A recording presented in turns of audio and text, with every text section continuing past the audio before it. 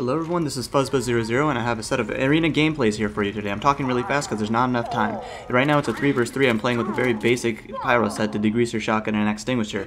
Now I go here, I don't know who I'm playing up against, so I decide to wait in a little corner you'll see me walk into. I wait there and just kind of scope up the scenario, see if anyone comes to me.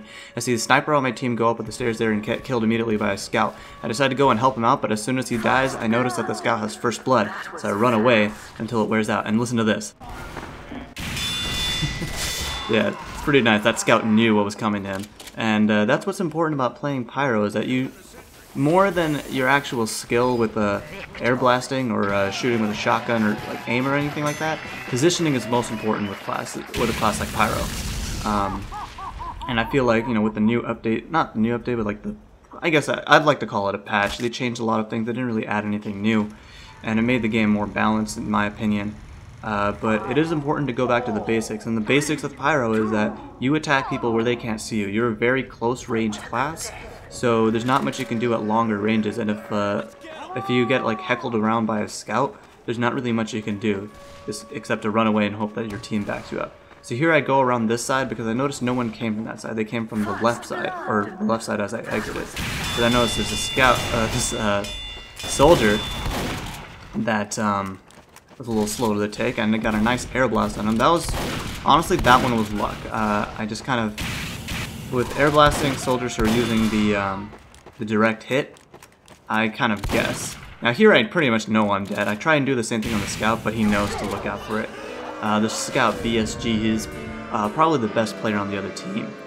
But I decided to stick with Pyro for a little bit longer, for most of this video, honestly, until my very last life. So I win some, I lose some, but I am overall satisfied with the performance I put here, because even though like I didn't top score every time and I'm not like completely decimating the other team, my decisions for the most part were sound. I go out to the left here, thinking I can maybe intercept that soldier and kind of get a good air blast on them, because this hallway is really good for air blasting, because there's really, unless they fall down off the ledge there, your air blast will almost always hit their mark. But unfortunately I was not able to air blast the direct hit rockets. Those are pretty hard to deflect, especially on a server where, like, you know, on various servers where ping and latency vary. I mean, in my opinion, it looked like I got it pretty spot on, but air blasts are pretty tricky. We win more than we lose, and you can see here now one of the scouts on our team, he actually equips the sun on a stick because he knows I'm on his team, and you'll see it. I think this is the life where it comes into play here, where I don't get any kills this round, but I do get a couple assists. See, I jump down here, and the good thing about well, playing any class in Team Fortress 2 is that you want to be unpredictable. So there comes the scout with the sun on a stick. You see it off, here he goes, right here. Bam! And with that first blood takes out that soldier, so I definitely feel like I helped out there. I think the last person, alright, this is just a long period where we're just waiting around looking for a spy. In my opinion, Arena's pretty good for practicing what I like to call your ambush classes. That is the Pyro, the Scout, and the Spy. These are classes that are skilled at getting behind people and killing them very quickly from behind, and are not really by themselves a force to be reckoned with, but they definitely help with the major push, and that's why I jumped on this Arena server. I kind of wanted to just get better at doing that.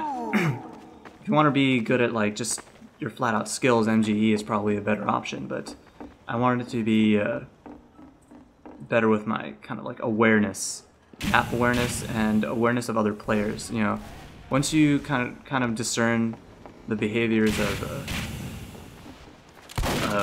players on the opposite team, that is a huge advantage in your favor.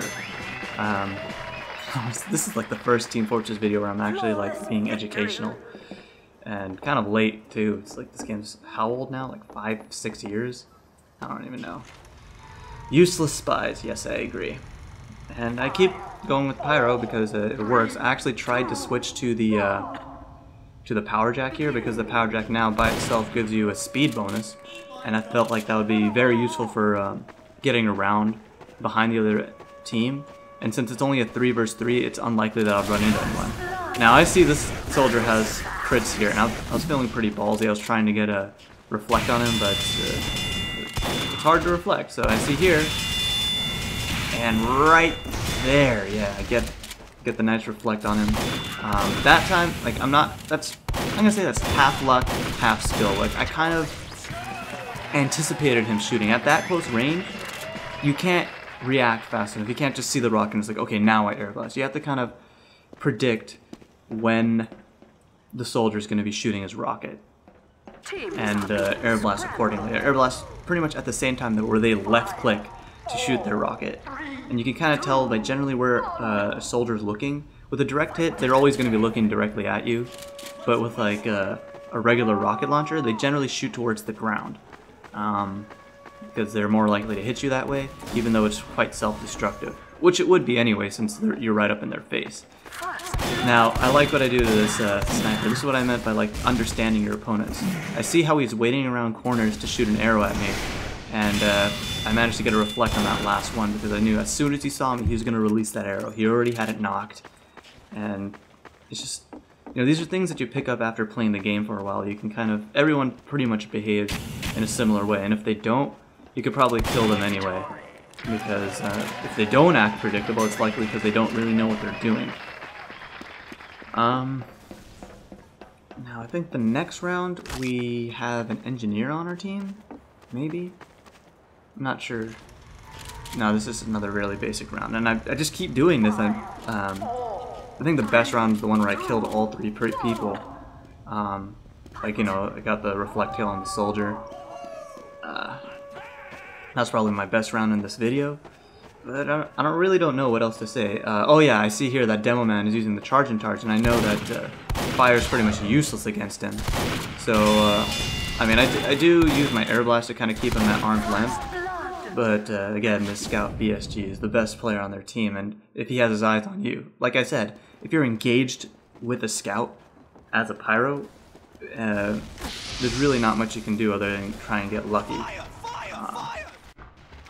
Or hope that the scout's not not as good as you are a pyro, because 2 people of equal skill, scout will usually win. But this pyro is just being like, I'm not gonna hate on him for using the phlogistonator. When the phlogistonator first came out, I hated it, but then I realized, you know, that the phlogistonator is kind of like a flamethrower that's designated towards more what the pyro was originally supposed to be. The degreaser allows the pyro to be more versatile in a face-to-face confrontation because you can coordinate with your secondary and tertiary weapons. Tertiary? I mean melee. But the phlogistonator is really good for like getting far behind people, especially when paired with a flare gun, because on your end of the line, you can shoot enemies with a flare gun, charge up your phlogistonator, and once you get behind people, activate those crits, and you can just go to town on people. But I feel like it's kind of redundant. I personally prefer the back burner because it always crits when you're behind people, and it doesn't have the damage reduction that the phlogistonator does. But I guess when you have crits, it doesn't really matter.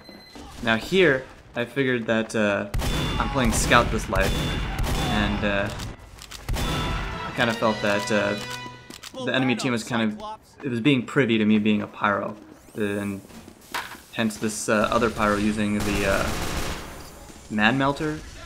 I figured, yeah, Man Melter and the Phlogistonator, which actually work very well together, honestly.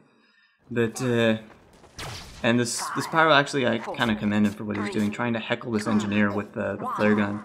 If you keep your distance from an engineer, well, for the most part, if I was that pyro, I'd probably just charge in. But this engineer has a